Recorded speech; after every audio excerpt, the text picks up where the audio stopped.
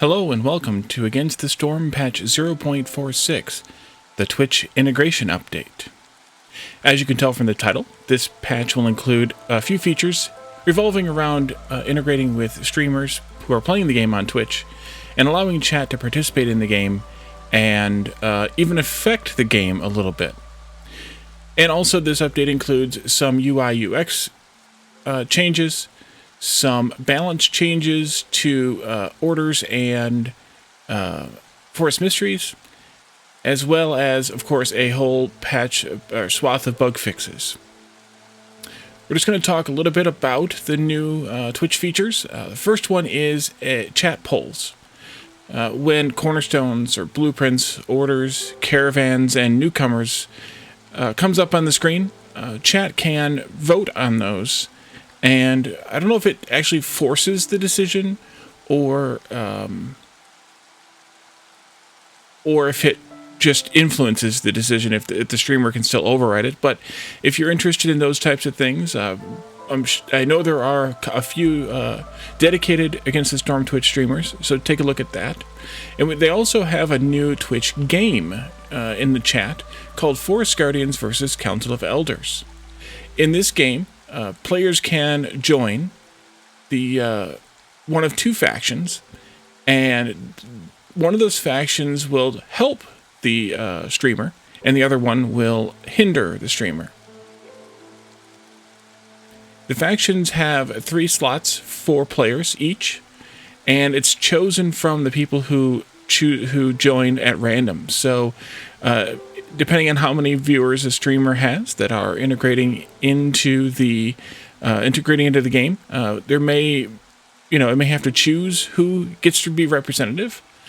But those people can use commands to affect the player.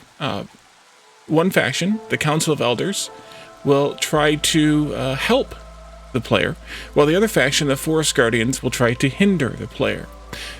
Council of Elders can increase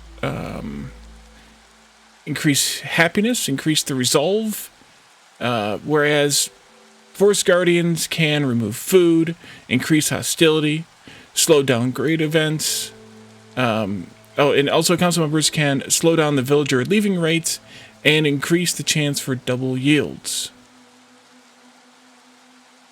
Forest Guardians have their names displayed above danger events, and Council members have their names displayed above villagers, or assigned to villagers.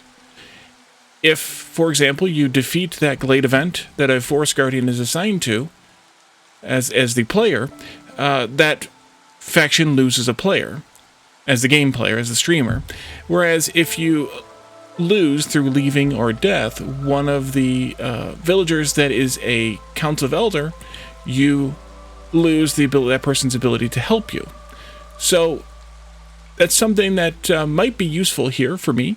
The issue is, of course, my usual Twitch streaming time is somewhat inconvenient for European audiences. I know there are quite a few Europeans who enjoy watching me play this game on YouTube. If there's a way to arrange a good time to stream this on Twitch, I am open to doing that. I will look into that. Let me know your thoughts on that, and maybe we can find a good time when the most amount of people can attend, or we could do at different times or something along that line. Other than the Twitch integration features, there are additional additions. Additional additions was a little redundant. 3 new forest mysteries. Drizzle Anomaly, which allows you to gain a small amount of drizzle water per minute during the drizzle. Scavenging Season. The drizzle is mild, which means that it's a perfect season for looting. So you increase the chance of bringing back twice as many goods from glade events solved during the drizzle. And Unyielding Corruption. The spreading of corruption strikes fear into the hearts of your villagers. No amount of assurances or flattery can change that. Favoring is unavailable while the hearth is being corrupted.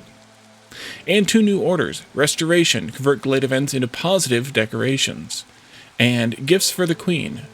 Choose the Send to Citadel option when solving glade events. Nice. Alright, so then there's a whole host of balance changes It looks like about a dozen or more forest mysteries moved up or down the hostility tree. Some moved from 4 to 5, some from 5 to 4.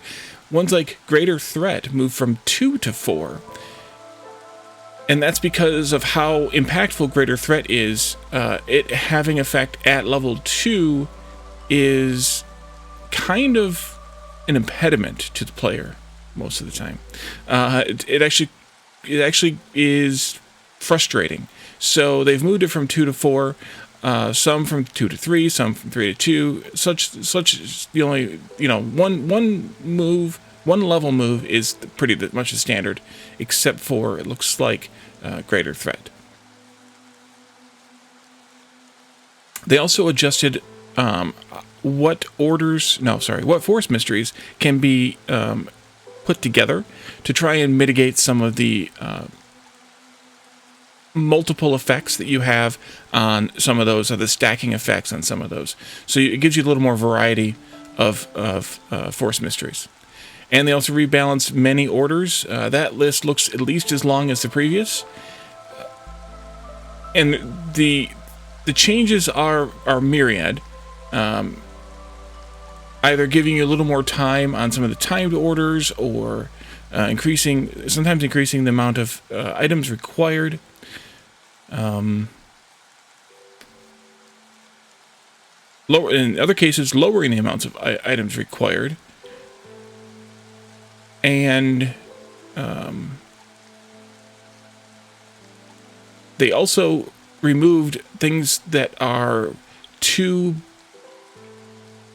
much of a benefit, like some perks and blueprints from some of the timed orders, and replaced them with slightly less beneficial timed orders. Less beneficial perks or blueprints in timed orders. Metal production bonuses from effects has been changed, so now it does not affect any recipes that use ore that do not produce bars.